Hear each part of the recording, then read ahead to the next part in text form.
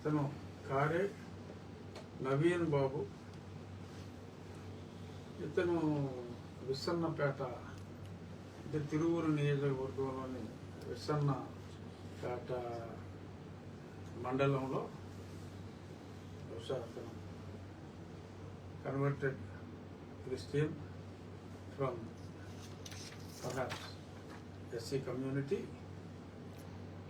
అతను రాసింది ఏంటంటే, చూపిస్తాను కూడా, ఆఫ్టర్ ఆల్ ఒక్క ఎమ్మెల్యేకి, అది కూడా ప్రభుత్వం సపోర్ట్ లేని ఎమ్మెల్యేకి రాష్ట్రంలోని క్రైస్తవులంతా భయపడుతున్నారా? ఇలాగ సీరియస్ మార్క్ బొమ్మ. ఇది సిగ్గుపడాల్సిన విషయం. ఆ నియోజకవర్గం క్రైస్తవులు తలుచుకుంటే మట్టిలో కలిసిపోతాడు. ఎప్పుడు శాంతి మంత్రమే కాదు, మన జోలికి వస్తే, మందిరం జోలికి వస్తే కత్తి కూడా పట్టాలి. ఇంకోసారి క్రైస్తవుల గురించి మాట్లాడాలి అంటే వణుకు పుట్టాలి. ఈ నా కొడుకుకి జై భీమ్ జై భారత్, చివరిలో ఇదొకటి. సో వాడి కత్తి ఇది.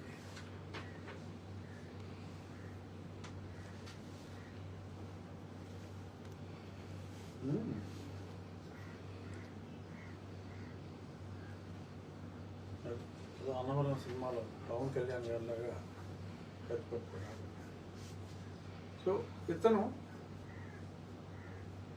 ఏదో ముసుగు. గతంలో ఇతను కూడా యువజన శ్రామిక రైతు కాంగ్రెస్ పార్టీ, ప్రస్తుతం తెలుగుదేశం ముసుగులో తిరుగుతున్నట్టుగా నా ఇనీషియల్ ప్రిలిమినరీగా చూసిన వెంటనే నేను తెలుసుకున్నా. సరే, మనమేమి ఇలాగా కత్తులు పట్టుకోలేం, అవసరం లేదు. కంప్లైంట్ ఇచ్చా, ఖచ్చితంగా మరి ఇలాగా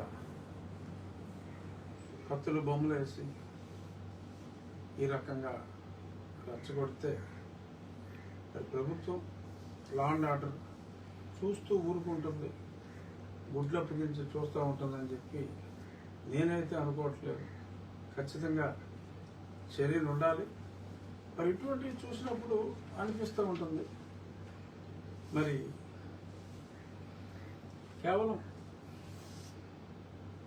రికార్డులో 2%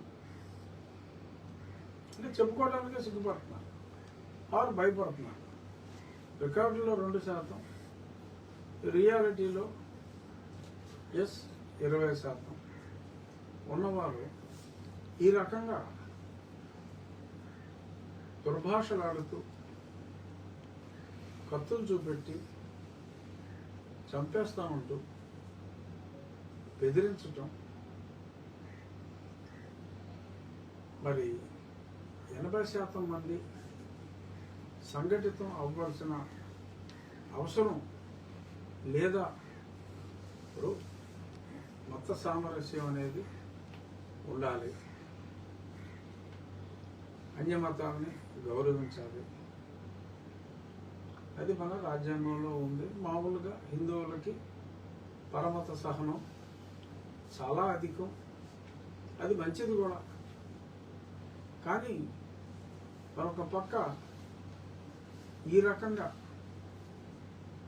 మేము చెప్పినట్టు వినాలి, మేము చెప్పినట్టు జరగాలి, మాకు అనుమతులు అవసరం లేదు, మీరు అనుమతులు లేకుండా నిర్మాణాలు చేయడానికి వీలు లేదు, మీరు మీ గుళ్ళకి వెళ్ళాలన్నా ఆ ప్రాంతాల్లో మేము ఇల్లు నిర్మించుకుంటే మా అనుమతి కావాలి. దీన్ని ప్రశ్నిస్తే అది ఎమ్మెల్యే అయినా ఎవడైనా ఆ నా కొడుకు ఈ నా కొడుకు అని మాట్లాడుతూ కత్తులు చూపెట్టి చంపేస్తామని చెప్పి బెదిరిస్తే ముస్తు కూర్చోవాలా? మన కత్తులు పెట్టుకుని తిరగవలసిన అవసరం లేదు. కానీ మీదకు వచ్చినప్పుడు ఆత్మరక్షణ అనేది అవసరం ఉందా అనేది కూడా ఆలోచించవలసిన ఆవశ్యకత మరి ఈ పరిస్థితులు తీసుకొస్తున్నట్టుగా నాకు అనిపిస్తుంది. చూద్దాం ప్రభుత్వం ఆర్ పోలీస్ శాఖ ఎలా స్పందిస్తుందో చూద్దాం. ఇలా ఒక మతం పేరు చెప్పుకుంటూ ఆ మతం వారు ఫలానా మతాన్ని ఫాలో అయ్యే ఆ ఎమ్మెల్యేని తుదముట్టించాలి, మట్టిలో కలిపేయాలి అని ఉన్మాదంగా మాట్లాడుతూ ఉంటే మరి ఖచ్చితంగా ఆలోచన వస్తుంది. ఇవాళ రఘురామకృష్ణరాజుకి వచ్చింది ఈ సమస్య, రేపు ఇంకో హిందువుకి వస్తుంది. ఒక దేవాలయం కట్టాలనుకుంటున్నాం, ఇంకో హిందువుకి వస్తుంది. అక్కడతో ఆగదు. ఒక దేవాలయాన్ని దర్శించుకోవాలనుకుంటున్న మరొక హిందువుకు కూడా ఈ సమస్య రావచ్చు. మరి నేను బెదరాపోవచ్చు కత్తిని చూసి. మరి చాలామంది భయపడే ప్రమాదం ఉంది. మరి అటువంటి ప్రమాదాలని నివారించాలి. మీరు భయపడొద్దు అని ధైర్యం ఇవ్వడానికి ప్రభుత్వం ముందుకు రావాలి. మరి ప్రభుత్వం ఒకవేళ ఓట్ల కోసమో మరిందు కోసమో ముందుకు రావడానికి ఆ 20% ఓట్లే మనకు చాలు, ఈ 80% వారు గొర్రెలు మనకి ఇంటి తిరిగి ఓటేస్తారు, ఆ 20 కూడా తెచ్చేసుకున్నాం అని అనుకుంటారా? ఎక్కడానికి 51 చాలు, 80 కూడా అక్కడ. మరి ఏమిటి రియాక్షన్ అనేది ఖచ్చితంగా నేనైతే కంప్లైంట్ ఇచ్చాను.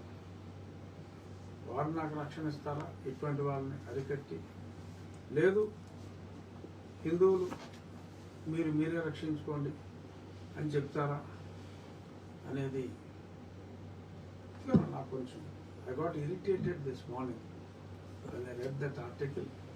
I got irritated. ఎంత ధైర్యం ఉండాలంటే ఈ రకంగా మాట్లాడటానికి. ఓపెన్గా ఒక రాజ్యాంగబద్ధ పదవిలో ఉన్న వ్యక్తిని మట్టిలో కలిపేస్తాను, నరికేస్తానని చెప్పి ఏదో కత్తి పెట్టి ఫోటో దిగుతాడా? అది చూస్తా ఊరుకుంటారా? వాళ్ళని కొంతమంది సమర్థిస్తారా? చూద్దాం. మనల్ని మనం రక్షించుకోవాల్సిన భగవంతుణ్ణి, అంటే అన్ని మతాలకి భగవంతుడు ఉంటాడు. మన హిందూ మతంలో మనకు నచ్చిన మన హిందూ దేవుళ్ళని